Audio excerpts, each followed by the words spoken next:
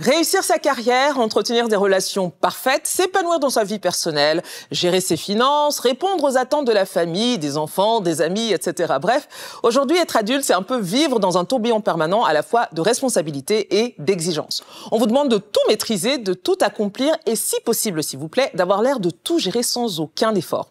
Et il faut le dire, dans ce domaine, malheureusement, les réseaux sociaux n'ont pas forcément beaucoup aidé. Mais la vérité, c'est que parfois, ce rythme effréné auquel on va, il nous dépasse. On continue jour après jour à ignorer les signes, à repousser les limites, jusqu'au moment où le corps dit tout simplement stop. Aujourd'hui, dans Open, on plonge dans la réalité troublante du surmenage et des effets du stress à la fois sur le corps et l'esprit. Pour certains, c'est juste une fatigue passagère, quand pour d'autres, en vrai, c'est une chute brutale. Nous recevrons notamment une personne sur ce plateau qui, à force de vouloir assurer sur tous les fronts, a fini par tout perdre momentanément, en tout cas, sa santé, son équilibre, jusqu'à sa liberté de se lever le matin. À ses côtés, une experte en santé mentale nous aidera à détecter les signes avant-coureurs que nous ignorons bien trop souvent. Car le but de cette émission aujourd'hui, c'est de reconnaître toutes nos limites, de comprendre comment le stress s'infiltre, nous use et parfois même nous brise. Et tout ça pour retrouver ensemble des solutions et surtout réapprendre à prendre soin de soi. Je suis Paola Odrendengue, je vous souhaite la bienvenue dans ce nouvel épisode d'Open.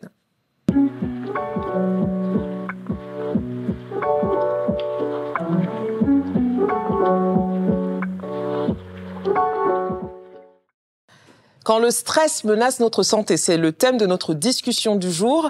Nous serons 3, ou plutôt 4, si je me compte. Pour en parler, je vais commencer d'abord, bien sûr, par souhaiter la bienvenue à mon acolyte. C'est Méliane. Comment ça va, Méliane? Hello, Paola. Très contente d'être là. Ça va très bien. Et toi? Ça va très bien. Tu as l'air de très, très bonne humeur, donc merci beaucoup. Ouais. Ça aidera vu le sujet.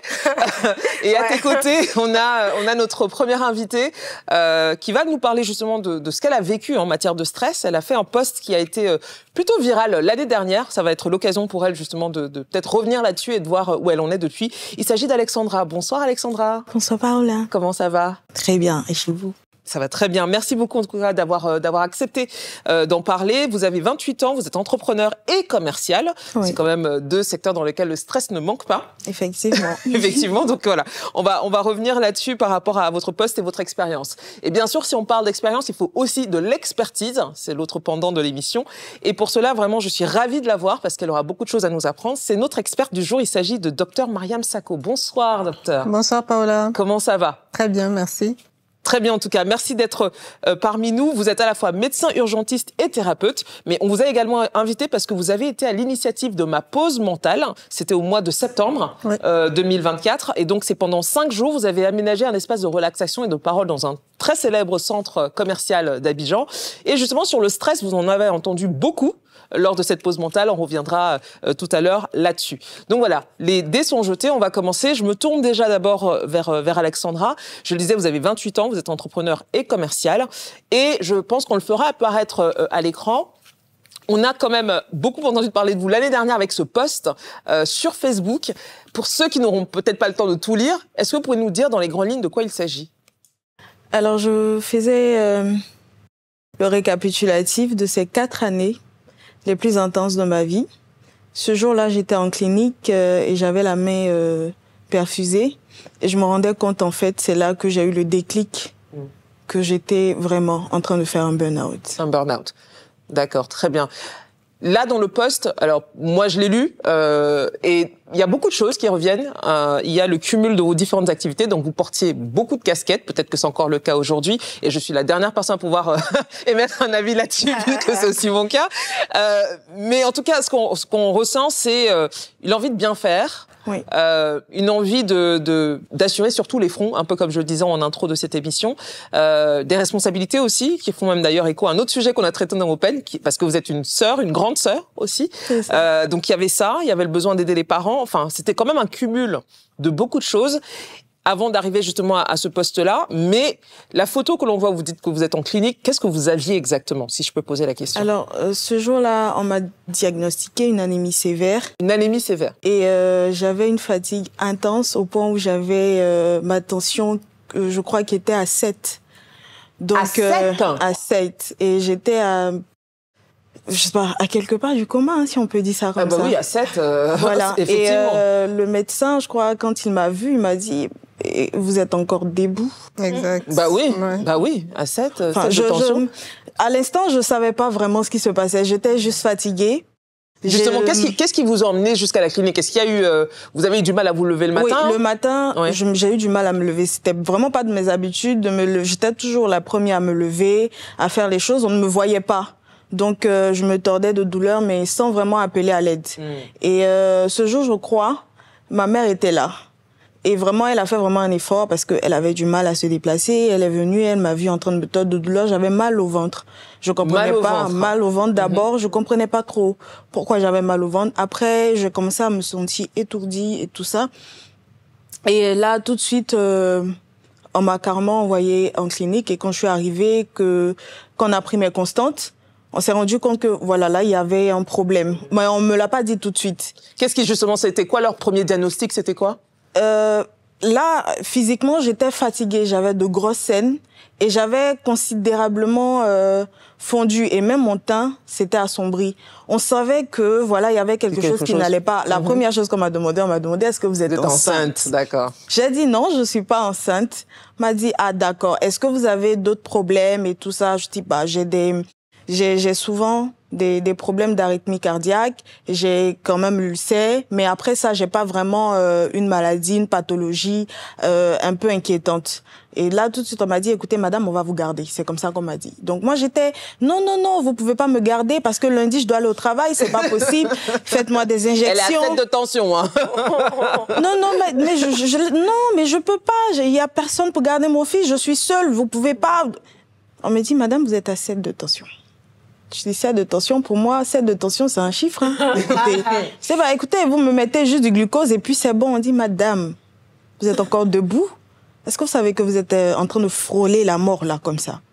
Et là, tout de suite, heureusement, j'étais avec mon fiancé ce jour et qui m'a dit, écoute, reste tranquille parce que je veux pas t'alarmer, mais là, tout le monde a peur pour toi. Reste tranquille, laisse-les faire ce qu'ils ont à faire et après on verra. Donc là, quand il m'a parlé comme ça, je me suis dit, ah, on dirait il y a un problème. Donc quand on a mis la perfusion, je sais plus trop, j'ai eu un blackout parce que je me rappelle plus trop. Mais je me suis réveillée, j'étais toute seule dans la chambre. Et je me regarde. Dans ma tête, je disais, ce qui est venu direct dans ma tête, c'est, j'avais juste besoin de vacances. Franchement, c'est comme si je me parlais à moi-même. Et je regardais ma main avec la perfusion, je me disais, j'avais juste besoin de vacances. Et aujourd'hui, je suis en 4 murs avec une perfusion. Et c'est là que j'ai pris mon téléphone. Je regardais, je scrollais l'actualité sur Facebook. Je voyais plein de messages aussi sur mon WhatsApp qui me disaient, écoute, lundi, quand tu viens, il y a ça à faire. Je me suis dit, c'est pas mal si je disais quelques mots, en fait, parce que j'avais jamais mis de mots sur tout ce que je traversais. D'accord. Et c'est comme ça que j'ai écrit tout ça. Poste-là. Moi, j'ai envie de savoir, est-ce qu'il y avait des signes avant-coureurs? Est-ce que tu ressentais une fatigue? Oui, j'étais tout le temps fatiguée, mais il suffisait juste d'un CAC1000 et puis voilà, je partais. Voilà, quand j'avais un peu mal à la tête, je prenais un Doliprane et puis voilà. Je savais que j'étais fatiguée, je savais, mais je me disais, oh, écoute, tant que t'es pas couché, là, alité, ça va, tu peux encore. Et c'est là que j'ai moi-même appelé mes 2 heures de sommeil, les 2 heures de nuage. Vous en parlez dans le post, hein. 2 heures de nuage, parce que quand après je me prenais, c'était que 2 heures. Souvent moins que ça. Vous dormiez en moyenne 2 heures par nuit. C'était comme ça par nuit, pendant ces 4 ans. Et je faisais, c'était comme une ironie en fait. Je me disais, ça me galvanisait un peu. Je me disais, ah t'es forte, tu dors 2 heures, ça va. Ouais, tu peux. Mais au fur et à mesure que j'avançais, j'étais fatiguée. Il y a eu beaucoup de temps de pleurs. J'ai eu beaucoup de temps, je voulais tout laisser tomber. Il y a eu tellement de choses qui se sont passées, mais quand je regardais derrière moi, que je voyais mes frères, je me disais, si je tombe, ils tombent avec moi. Donc c'était la seule chose qui me maintenait, mes frères et ma mère, parce que je me disais, si ma mère elle part, je pars aussi. Je me disais, je peux pas vivre sans elle. Il y a rien à faire, il y a pas quelqu'un qui me dira le contraire. Si ma mère part, je meurs. Donc fallait que je milite pour qu'elle reste en vie et que mes frères soient ce qu'ils sont aujourd'hui. Wow. D'accord. En tout cas, déjà bravo pour la transparence. Ça permet justement qu'on puisse en reparler aujourd'hui. Docteur Sacco, avant même qu'on aille un peu plus loin, peut-être poser les bases. Qu'est-ce que le stress, s'il fallait le définir de manière peut-être un peu sommaire? Alors le stress, c'est une réaction qui est tout à fait normale. C'est une réaction physiologique dans laquelle l'organisme en fait va sécréter de l'adrénaline et du cortisol. Et le stress à court terme a des effets bénéfiques, donc ça permet de rester motivé, ça permet d'avoir de l'endurance, de prendre rapidement des décisions. Donc voilà pour quand c'est un stress sur le moment. Mais lorsqu'il est chronique, par contre, ça va Chronique, avoir... c'est-à-dire que très régulier? Très régulier, voilà, très régulier ou de longues périodes de stress. À ce moment-là, ça va commencer à attaquer l'organisme parce que le cortisol et l'adrénaline augmentent la tension artérielle et au fur et à mesure du temps, quand il y a trop, la tension est trop haute, ça va attaquer les vaisseaux sanguins, ça va attaquer les artères. Les vaisseaux sanguins aussi. Oui, qui vont devenir moins élastiques et ça va entraîner tout ce qui est maladie cardiovasculaire. D'accord. Ok, très bien. Donc ça veut dire qu'il y a un bon stress, du coup, est-ce qu'on peut dire... Quand il est court. Il y a un bon stress. Il y a un bon stress qui est appelé le stress, EU stress. D'accord. Ah, d'accord, ok. D'accord. On apprend des choses dans cette émission. Le stress, en un mot. En un mot. D'accord. Le stress, ok. Voilà. Et celui-là, c'est celui qui est vraiment... C'est bénéfique, qui est court, qui est ciblé. D'accord. Voilà. Ok, très bien. Donc le stress versus, on va dire, le stress chronique, qui lui est celui qui use progressivement. Exactement. Alors, et ma deuxième question, toujours un peu sur les définitions, parce que je pense que c'est important quand même. C'est quoi la différence entre, par exemple, un burn-out et, j'allais dire, peut-être une dépression plus classique? Alors, le burn-out, c'est vraiment lié au milieu du travail. D'accord.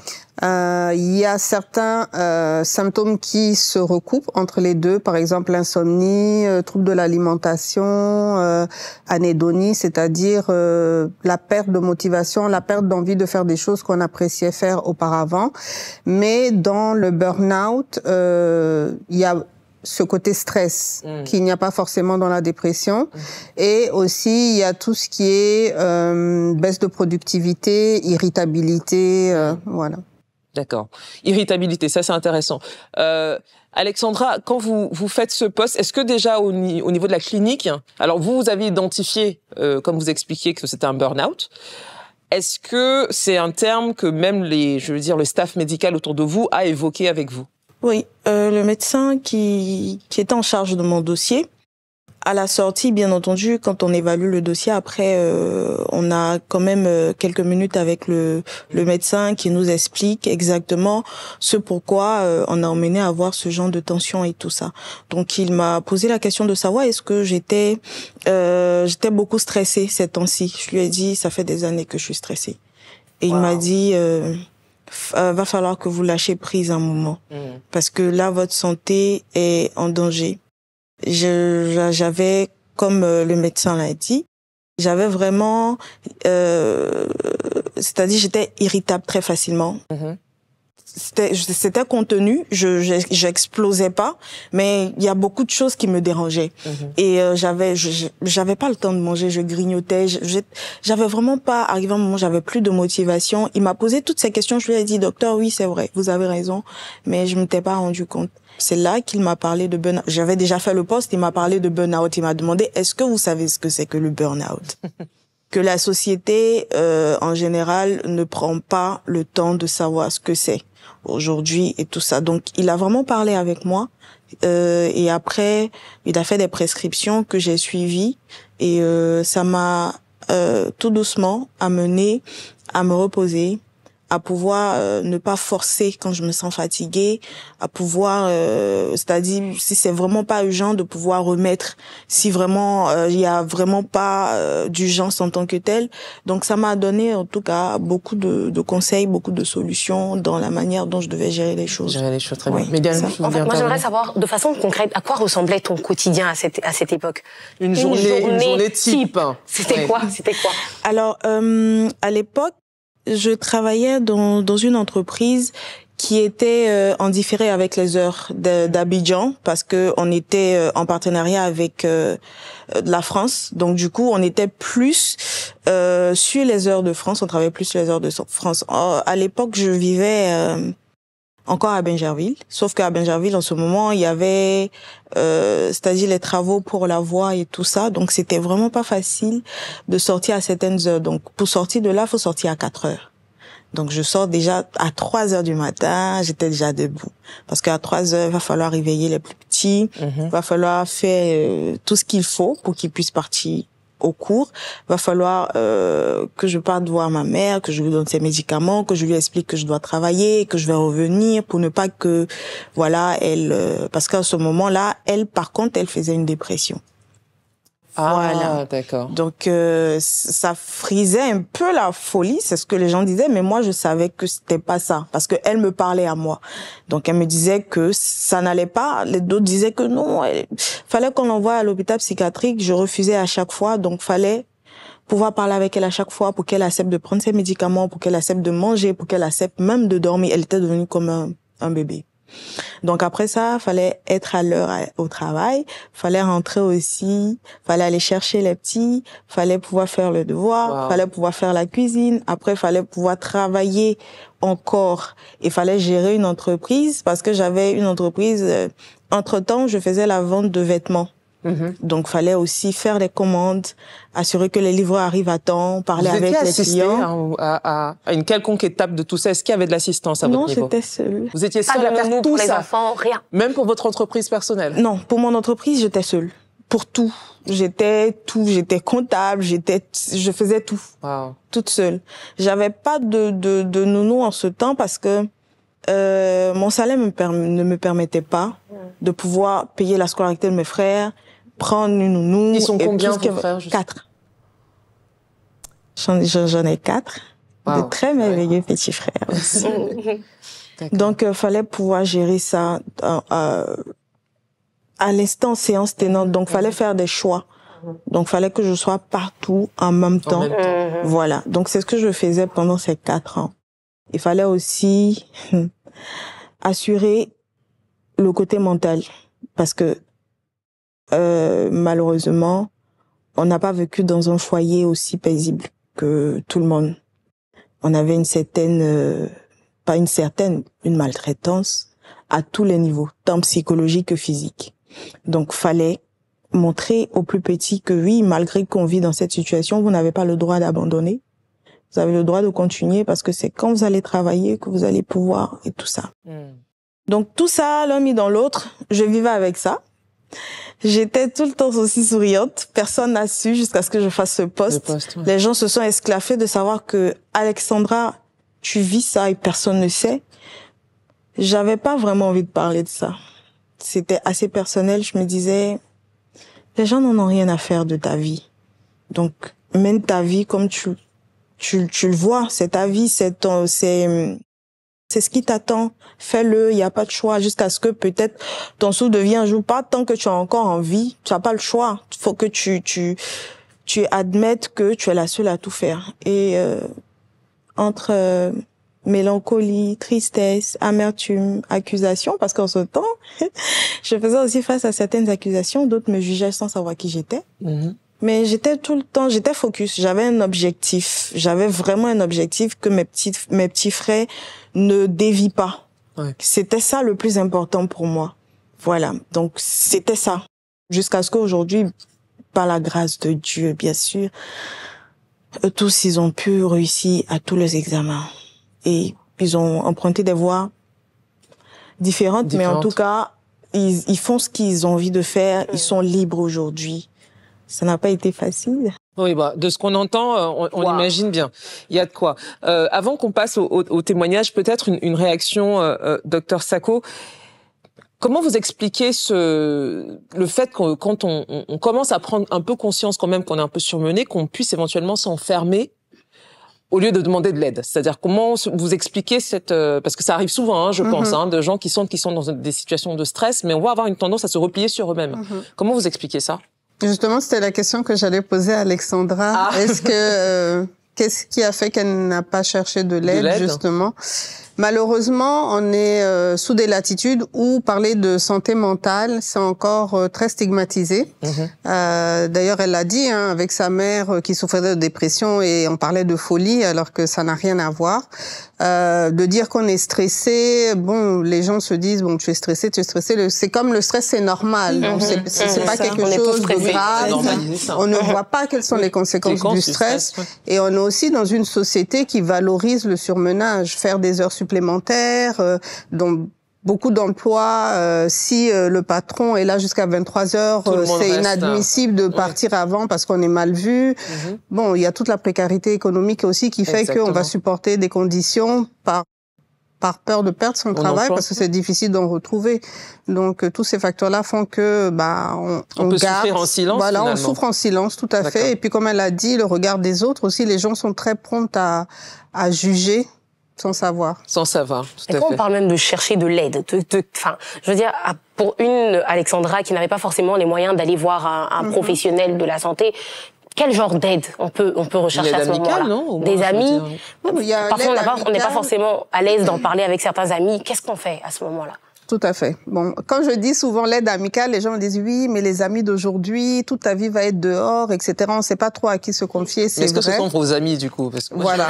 Ça, c'est la première réaction. Est-ce que ce sont vraiment des amis? C'est ça. Tout à fait, déjà. C'est vrai que il y a des structures qui sont en place, il y a des professionnels de la santé qui sont là. On n'est pas très nombreux, mais il y a quand même des psychiatres, des psychologues, des thérapeutes, des assistantes sociales, même dans les infirmeries de quartier, etc. On peut quand même consulter des personnes. Et il y a le programme national de santé mentale qui a créé un numéro qui est le 143. Pour la Côte d'Ivoire. Hein. Voilà, pour la Côte d'Ivoire, qui est ouvert 24 heures sur 24. Donc, quand vous appelez, on vous met en contact avec un psychologue. Donc c'est gratuit. C'est bon à savoir. Donc c'est un numéro d'écoute qui est gratuit. Hein. Donc je pense que pour les gens qui nous regardent depuis la Côte d'Ivoire, c'est une bonne information. On va continuer cette discussion. On va passer à la rubrique suivante, justement toujours sur ce même thème. On va lire les quelques témoignages qu'on a reçus à ce sujet.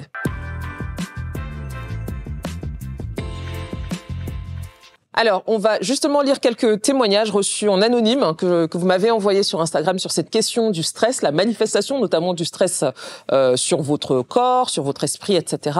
Le premier témoignage dit ceci: j'ai eu un cancer de la thyroïde en 2016 causé par le stress et le surmenage. J'étais stagiaire à l'époque dans une entreprise, c'était un enfer. Harcèlement, mépris, insultes, intimidation, 6 mois, mais ressenti comme 10 ans. J'arrivais au boulot avec la boule au ventre et les larmes qui restaient coincées dans la gorge tous les jours. Quand le médecin m'a annoncé le diagnostic, j'étais soulagée, car je préférais être chez moi malade qu'à ce stage en bonne santé. C'est là que ça a basculé dans ma tête. Pour couronner le tout, j'étais non seulement harcelée pendant mon arrêt de travail, mais après je suis retournée faire signer mon rapport de stage. Le patron de la boîte a essayé d'abuser de moi. Bref, ce cancer, même si ça va mieux aujourd'hui, était clairement l'alarme de mon corps que j'ai mis trop de temps à entendre et à éteindre. Aujourd'hui, je suis en meilleure santé et surtout, je me protège à fond. Réaction. On pense pas forcément à lier stress à cancer, hein. Non. Et pourtant. Oui, et pourtant, parce que le stress aussi va venir diminuer notre système immunitaire. Et donc nos défenses tout simplement. Et si on a déjà des maladies qui sont déjà préexistantes, ça peut les aggraver. Et ça peut aussi limiter la protection, par exemple, de nos globules blancs, leur travail qu'ils font quotidiennement. Parce qu'il faut savoir que, par exemple, dans le cancer, on produit des cellules anormales tous les jours qui sont éliminées de façon normale. Mais quand il y a un couac, comme un surmenage, du stress, voilà, ça peut poser problème. Voilà. Tout à fait.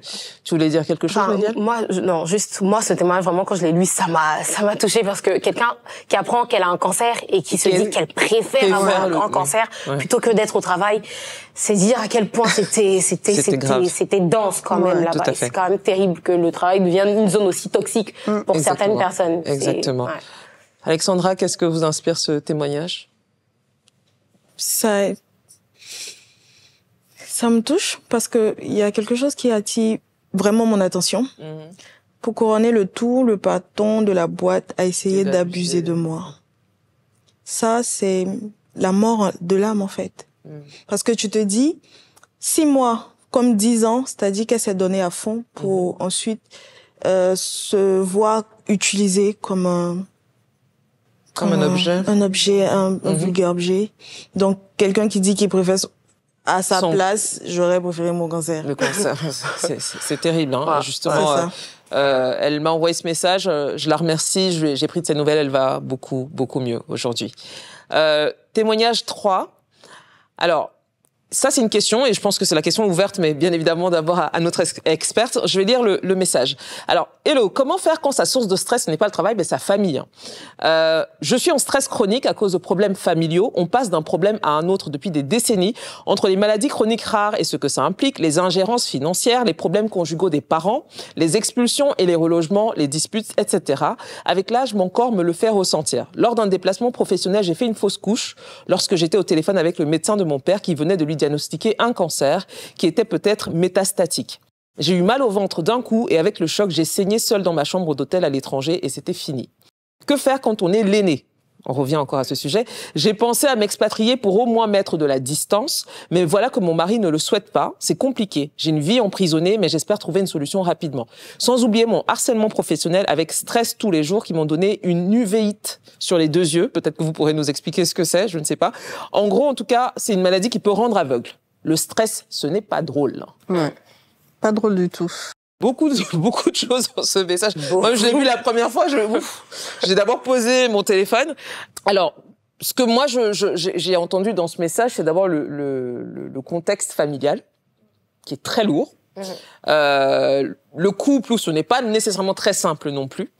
Il y a la position à la fois d'aîné, d'enfants qui assistent aux problèmes conjugaux de ses parents, et de ce que j'entends aussi, donc, problème avec les frères et sœurs, donc ça fait quand même beaucoup de stress, et donc, au-dessus de ça, un harcèlement professionnel. J'ai envie de dire, qu'est-ce qu'elle peut faire dans une telle situation?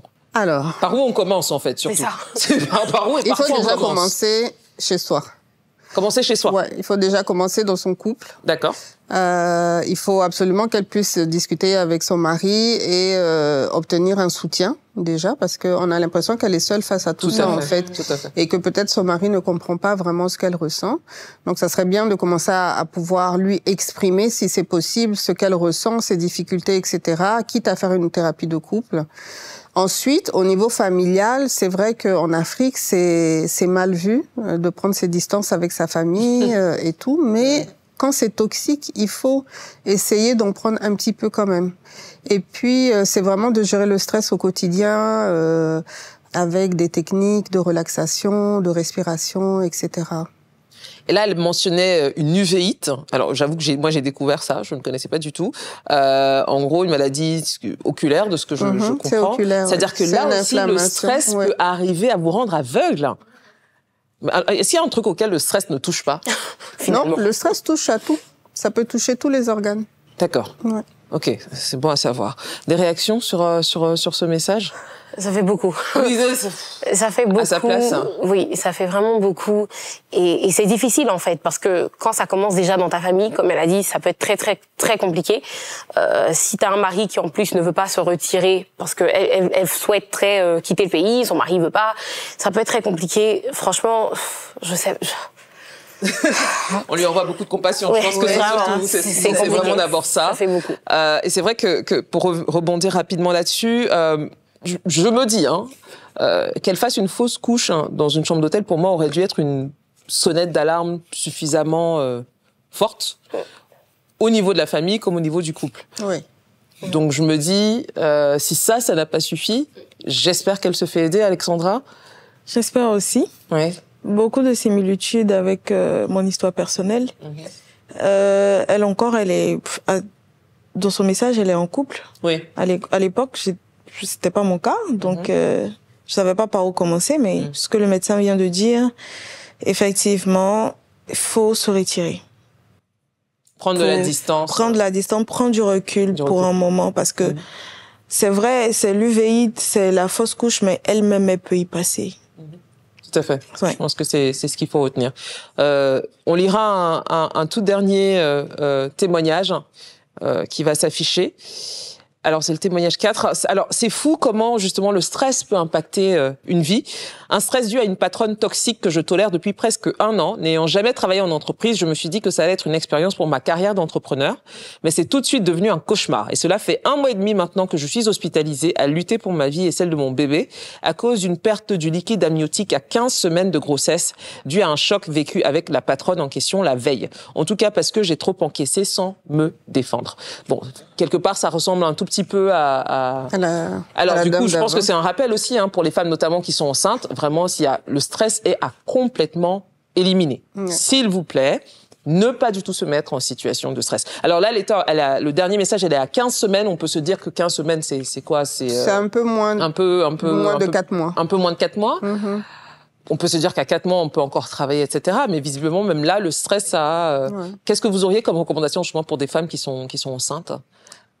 Moi, je pense qu'il faut aller voir son médecin. D'accord. Et lui expliquer la situation. Et si l'emploi est un lieu toxique, on la met en arrêt très précocement. Après, il faut être en position d'arrêter. C'est souvent ça la difficulté. C'est ça le vrai point, c'est ce que j'allais dire. C'est pas toujours évident. C'est pas toujours évident. Des exigences, même la société capitaliste dans laquelle on est, je suis obligée de rester parce que précarité oblige. Et comment on fait à ce moment-là? Normalement, ça dépend d'où elle travaille. Oui. Normalement, si elle est dans une entreprise, il y a la CNPS qui prend le relais de l'employeur. Donc, il y a des possibilités quand même. Maintenant, si elle est dans l'informel, là, c'est compliqué. Oui, là, c'est beaucoup plus compliqué, effectivement. En tout cas, merci aux différentes personnes qui ont témoigné. À chaque fois, en tout cas, pour celles à qui je pouvais répondre, j'ai pris le soin de leur demander si ça allait mieux. Pour la plupart d'entre elles, ça va mieux maintenant. Mais merci à elles d'avoir partagé leur expérience là-dessus. Et on se rend compte encore une fois que le stress n'est pas que mental. Et justement, je reviens vers vous, Docteur Sacco. Je parlais tout à l'heure de ce que vous avez organisé dans ce centre commercial à Abidjan pendant 5 jours au mois de septembre, donc ma pause mentale. Avant de peut-être discuter avec vous de ce que vous avez pu entendre autour du stress, puisque c'est apparemment un thème qui est beaucoup revenu, pourquoi vous avez voulu mettre ça en place?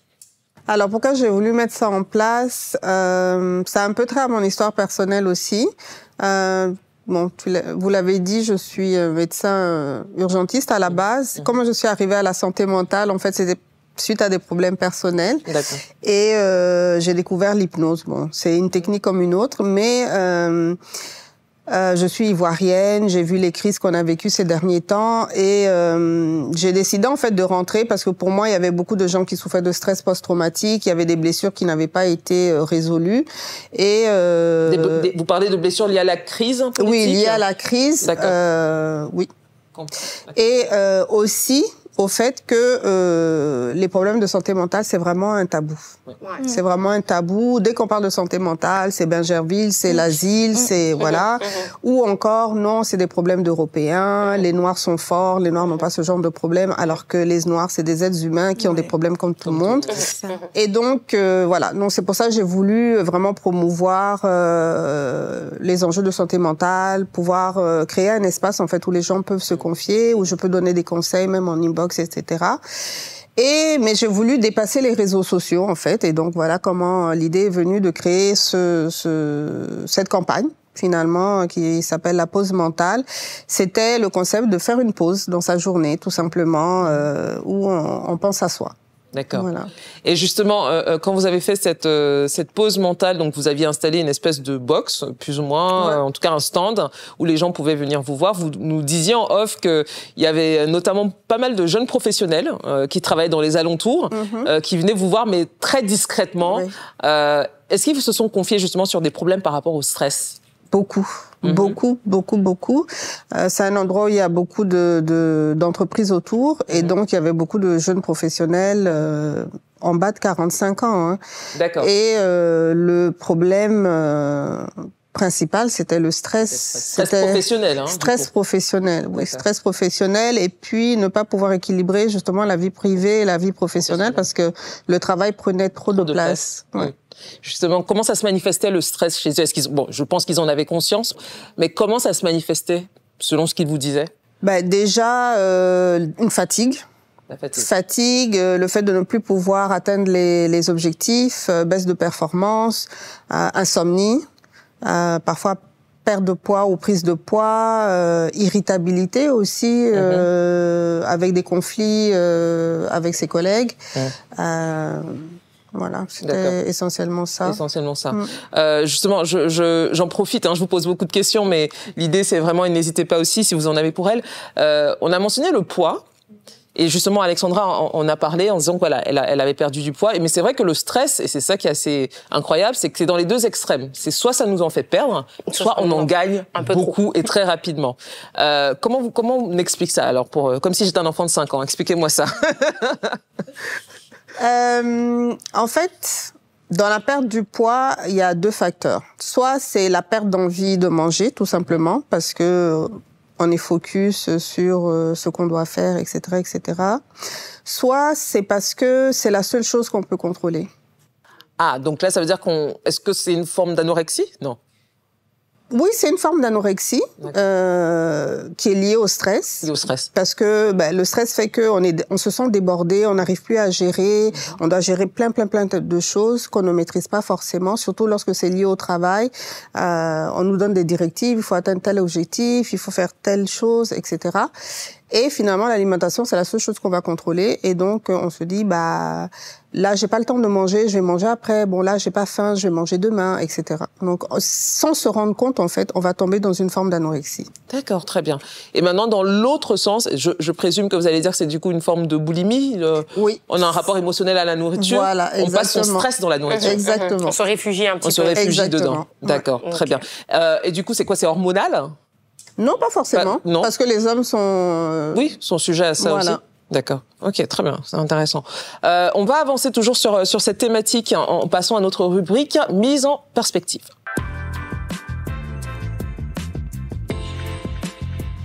Alors donc c'est notre rubrique mise en perspective où on prend un peu de hauteur sur le sujet du jour. Et justement, Méliane, on a quelques chiffres sur le stress, notamment le stress au travail, parce que c'est quand même un des facteurs les plus importants dans le domaine. Effectivement, on a un rapport qui date de 2024, donc c'est assez récent.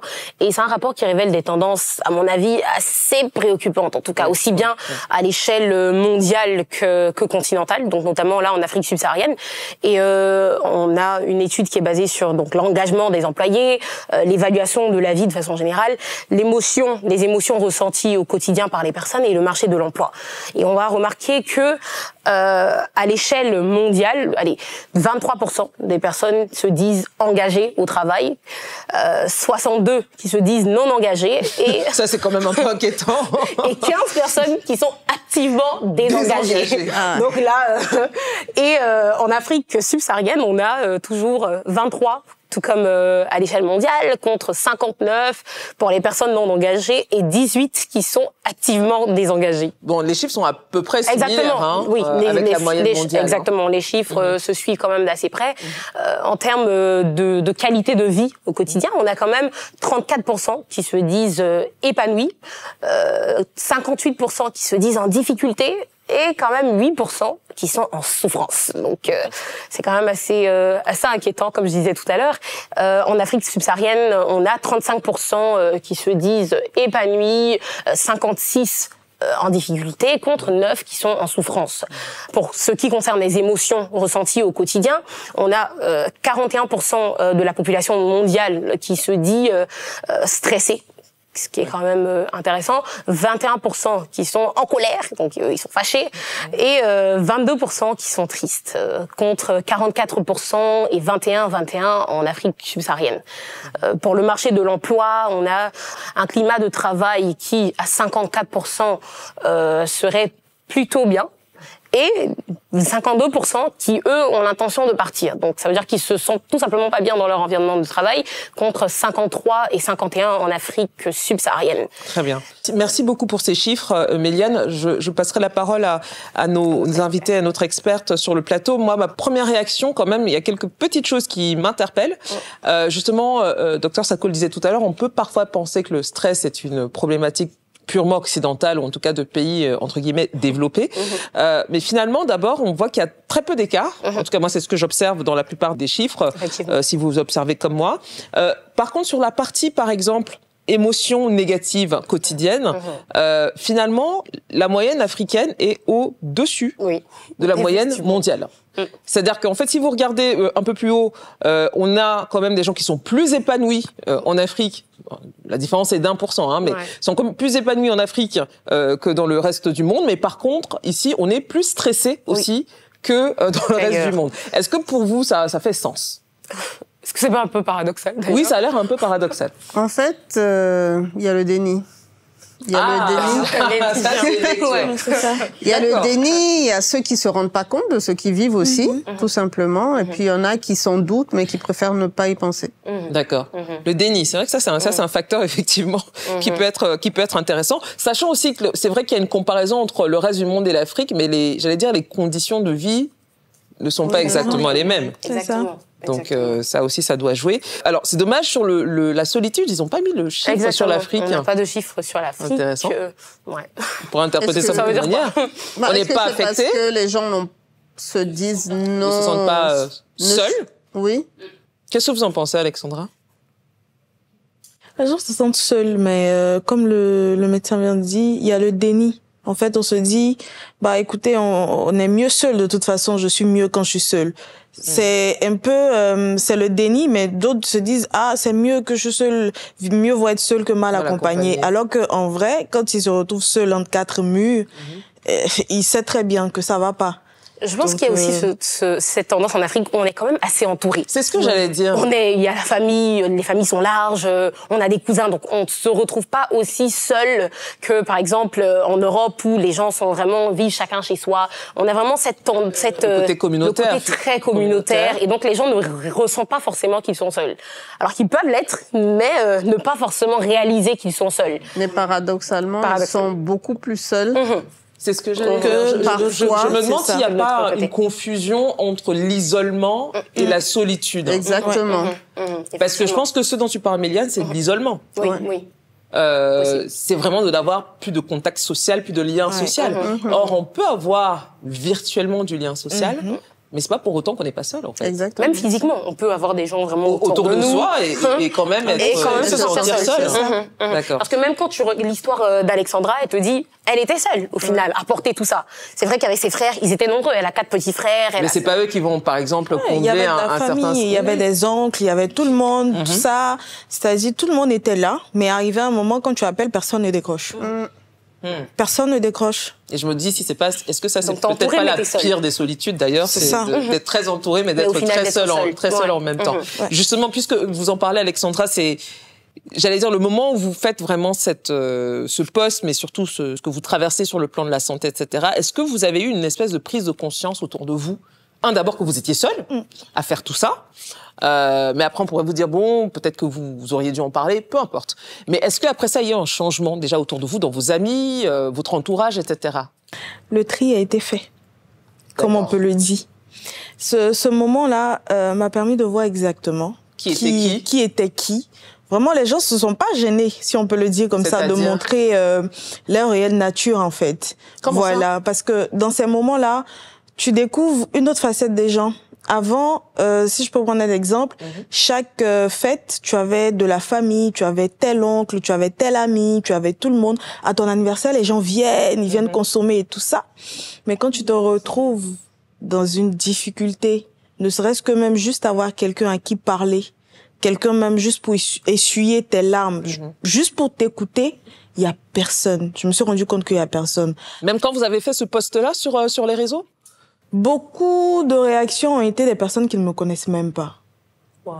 Et j'ai vu qu'il y a beaucoup aussi qui me connaissaient, qui ont juste vu le post et qui sont passés à autre chose. Donc là, tu te dis, pourtant, je me t'ai rendu compte que j'avais le temps pour toutes ces personnes-là en même temps.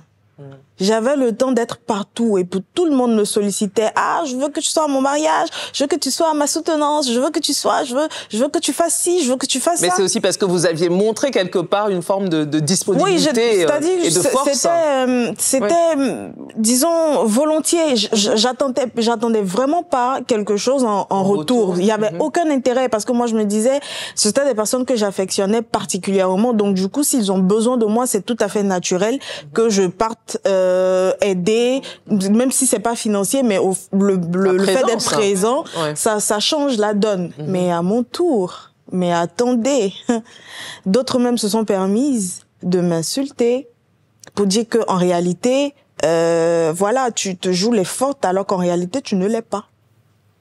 Moi, je donc pensais un que ça manque aurait été oui, quand même de l'empathie. Non, il y avait un manque d'empathie, il y avait le rejet. C'est-à-dire, tu appelles une personne de ta famille, venez-moi en aide, je peux pas, je suis seule, je suis toute jeune, je peux pas. Il y a des situations qui me dépassent. On me dit, écoute, vous, votre histoire là, on veut vraiment pas mettre les mains là-dedans, hein, vous vous débrouillez. On te raccroche au nez. Non. Là, tu te dis, attends. C'est réel ou... En fait, ça rejoint ce qu'on vient de dire, hein, c'est-à-dire qu'on peut être très entouré et être très seul en même temps. Pour de la famille, j'en ai. Pour des amis, je croyais que j'en avais. Aujourd'hui, je me sens mieux parce que mes meilleurs amis sont mes frères, ma mère et mon fiancé, c'est tout. D'accord, vraiment, vous avez restreint complètement le... Et vraiment, je ne me cache pas. Avant, j'avais vraiment cette réticence de dire certaines choses à certaines personnes parce que je me disais, faudrait pas que tu les blesses parce que voilà, ce sont tes amis, tu peux trouver la manière de le dire. Mais aujourd'hui, sans état d'âme, hein. C'est sans état d'âme. Et voilà. sur le plan de la santé maintenant, santé physiologique, j'entends. La santé physiologique, je vais très très bien. Qu'est-ce que vous avez changé dans vos habitudes par rapport à avant ce poste-là justement? Déjà, j'ai changé mon alimentation. D'accord. Voilà, parce que avant, quand le médecin parlait de soit une anorexie ou une boulimie, soit on prenait du poids.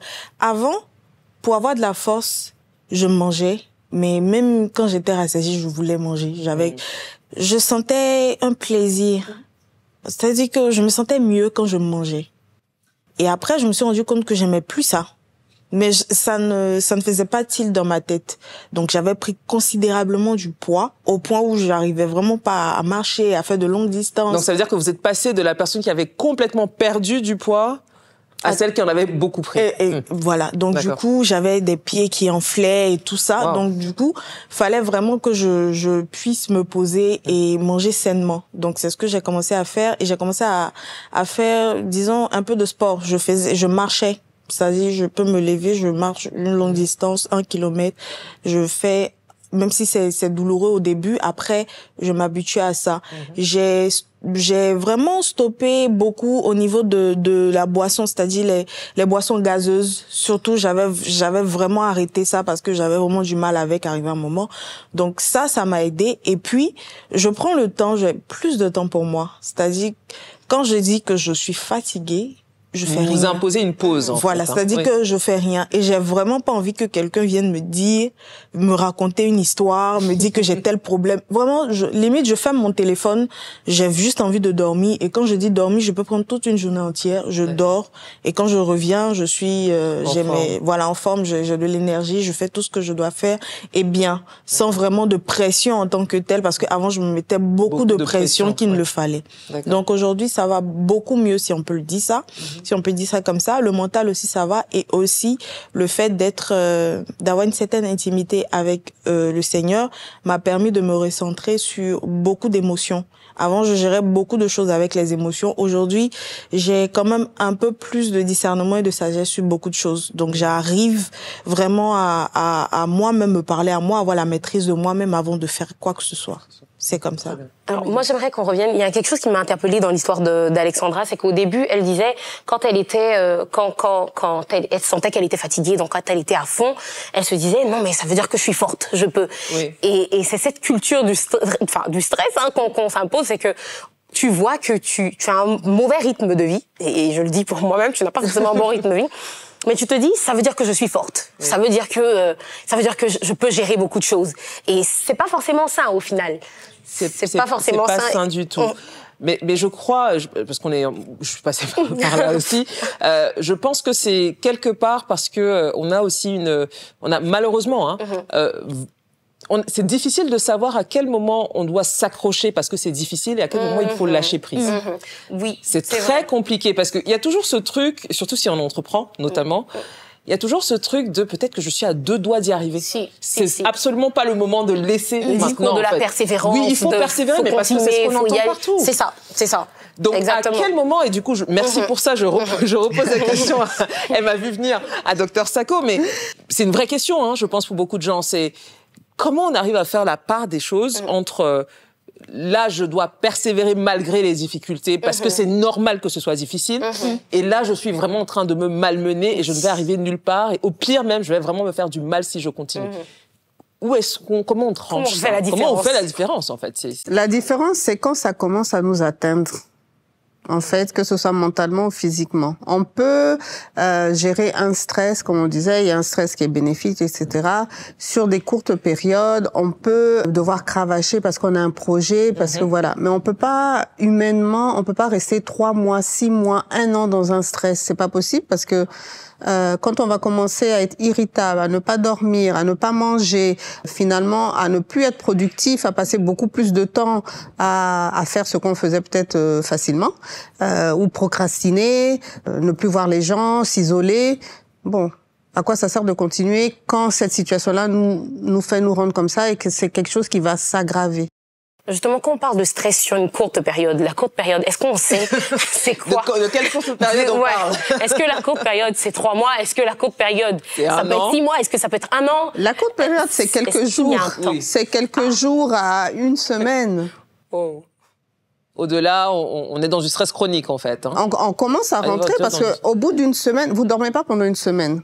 Vous sentez tout de suite que ça va pas. Vous commencez à être fatigué, vous commencez à perdre patience, vous commencez à ne plus être concentré. Tout à fait. C'est parti pour les recos.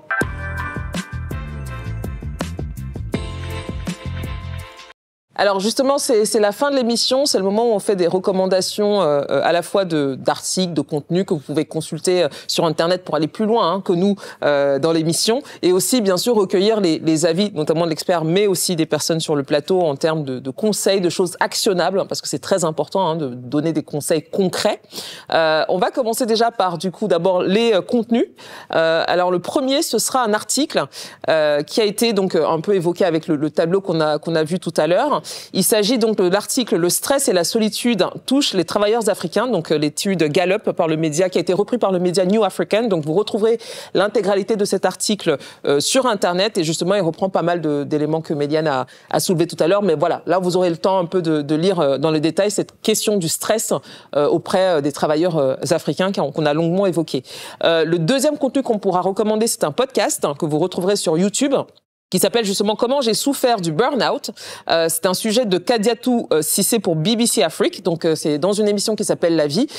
Justement, vous retrouverez notamment de célèbres entrepreneurs là-dedans, dont Nabou Fall, qu'on salue, qui justement dans ce podcast parle de comment gérer son burn-out, avec notamment quelques exercices de relaxation à faire. On reviendra là-dessus, Dr Sacco. Donc voilà, vous pourrez retrouver ce podcast sur YouTube. Et enfin, le dernier contenu qu'on peut vous recommander, cette fois-ci, c'est un livre, alors qui s'appelle « Activez votre nerf vague contre le stress, l'inflammation, les troubles digestifs, les maladies auto-immunes ». Alors c'est un livre signé par Dr Nawaz Habib, qui est spécialiste de médecine fonctionnelle et justement a étudié ces questions de la gestion du stress et comment ça fragilise le corps. Et il donne pas mal de conseils dans ce livre justement pour trouver ce qu'il appelle le nerf vague, qui apparemment est un nerf justement qui peut vous aider à mieux vous sentir. Donc on a choisi ce livre parce qu'il a quand même été pas mal recommandé par plusieurs personnes. Donc on s'est dit, voilà, pourquoi pas jeter un coup d'œil. Vous allez peut-être apprendre 2 ou 3 choses en attendant qu'on ait peut-être le livre de Dr Sacco sur le plateau. Justement, j'enchaîne. Dr Sacco, des conseils très concrets pour les personnes aujourd'hui qui souffrent de stress, que ce soit lié au travail, mais que ce soit peut-être lié à leur environnement familial, à leurs enfants aussi, faut parfois en parler. Quelles sont les 3 choses là tout de suite qu'on peut leur recommander de faire? Alors, tout d'abord, c'est d'avoir une bonne hygiène de vie, donc une alimentation qui est équilibrée. Malheureusement, sous nos cieux, on a une alimentation qui est très riche en gras, est très riche en féculents, en sucre. Et aussi, on n'a pas la culture de l'activité sportive forcément. Ça commence à venir. Donc vraiment, c'est de manger équilibré, beaucoup de légumes, de fruits, de fibres, faire au moins 30 minutes de sport par jour et instaurer une routine de sommeil. L'autre conseil que je peux donner, c'est tout ce qui est gestion du stress par des exercices de relaxation, exercices de respiration. Il y en a plusieurs. Respiration pleine conscience, respiration 4-7-8, respiration abdominale et de l'hypnose, je conseille aussi, qui permet de relaxer et aussi d'aller chercher d'autres causes à nos problèmes. Et c'est vraiment essentiellement les deux pendants. Et après, quand c'est lié au travail, il faut que l'entreprise aussi puisse s'investir et mettre en place une culture qui est positive, qui permette aussi aux employés de prendre des pauses régulières pour pouvoir justement faire ces exercices de relaxation, de respiration, même au travail. Mais est-ce que vous pensez justement que cette thématique du bien-être des employés, notamment le bien-être mental, est-ce qu'en Afrique, les entreprises y sont sensibles? On a l'impression que ça reste encore un sujet très banalisé. Tout le contraire, justement. J'ai l'impression que ça reste encore très vague. On le retrouve au sein de quelques multinationales, mais j'ai envie de dire que c'est pas nécessairement localement que ça a été décidé, mais plutôt au niveau de leurs quartiers généraux hors du continent. Mais justement, je sais pas, c'est vraiment une impression. Est-ce que vous, à votre niveau, vous pensez que les entreprises commencent un peu à prendre conscience de ces choses-là? Les entreprises commencent un petit peu à prendre conscience de ça. J'ai été contactée déjà par 2 entreprises pour organiser des ateliers justement de relaxation, de parole, de gestion du stress, des entreprises africaines. D'accord, très bien. Donc oui, ça commence. Ça commence, d'accord. Bon, on espère que ça va continuer du coup. Alexandra, aujourd'hui, donc vous nous avez dit tout à l'heure, on est ravis de l'apprendre que ça va mieux. Vous êtes toujours entrepreneur? Oui, toujours. Très bien. Comment ça se passe? C'est comme les montagnes russes. Ça, c'est clair. Mais c'est passionnant. C'est vraiment passionnant. Et après, on acquiert beaucoup d'expérience et on a la possibilité aussi d'être ouvert à beaucoup de personnes qui nous apportent des conseils, qui nous apportent beaucoup d'amour, beaucoup d'encouragement. Et ça fait du bien parce que quand tu développes une idée dans ta chambre et que après on t'accompagne, ça fait vraiment beaucoup de bien. C'est ça. On est ravis de l'entendre. En tout cas, merci beaucoup encore une fois d'avoir partagé votre histoire. Merci encore une fois aussi pour votre transparence, comme j'ai dit sur le sujet. On sait que c'est pas facile. Merci à vous. Merci Dr Sako d'avoir été des nôtres. Est-ce que je pourrais rajouter quelque chose? Oui, bien sûr. Allez-y, c'est le moment. Je voudrais vraiment que le message passe parce que en 2020 déjà, il y a une étude au niveau du CHU de Cocody qui montrait que 35% des cas d'AVC étaient chez des personnes de moins de 50 ans. Wow. Donc le stress est vraiment un tueur silencieux. Et c'est vraiment à prendre pas à la légère, quoi. Pas à la légère, très au sérieux, effectivement. Et on peut d'ailleurs, pour ceux qui sont en Côte d'Ivoire en tout cas, vous consulter sur ces sujets-là. Donc voilà, n'hésitez pas à consulter Dr Sako. On vous garantit, elle est très sympa. Si vous l'aviez pas déjà remarqué. En tout cas, merci. Et puis Méliane, merci beaucoup pour la mise en perspective. C'était un plaisir. Voilà, et pour les questions, les points de vue, et je vous remercie bien évidemment vous également de nous avoir suivis. On espère que encore une fois vous avez appris, qu'on aura un peu enrichi votre réflexion sur le sujet. C'est le but de l'émission. Et je vous donne rendez-vous pour un prochain épisode d'Open. D'ici là, partagez, commentez et surtout prenez soin de vous. À très bientôt.